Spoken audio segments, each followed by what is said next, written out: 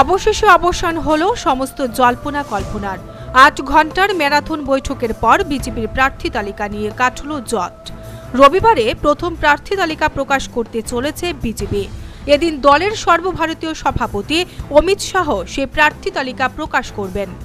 খবর অনুযায়ী প্রথম তালিকায় ১৬০ জন প্রার্থীর নাম রয়েছে। শনিবার গভীর রাত পর্যন্ত বিজেপির ইলেকশন কমিটির বৈঠক হয়। বৈঠকে উপস্থিত ছিলেন প্রধানমন্ত্রী নরেন্দ্র মোদী ও দলের সভাপতি অমিত শাহ। এছাড়া সেই বৈঠকে ছিলেন সুষমা স্বরাজ, অরুণ জেটলির মতো প্রথম সারির নেতা নেত্রীরা।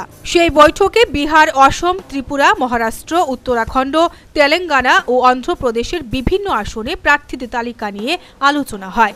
তবে সেখানে উত্তরপ্রদেশ নিয়ে কোনো আলোচনা হয়নি, কারণ ভারতীয় রাজনীতিতে উত্তরপ্রদেশের গুরুত্ব আলাদা। এই জন্যই উত্তরপ্রদেশের মুখ্যমন্ত্রী যোগী আদিত্যনাথের সঙ্গে পৃথকভাবে আলোচনা করবেন মোদী শাহ জুটি।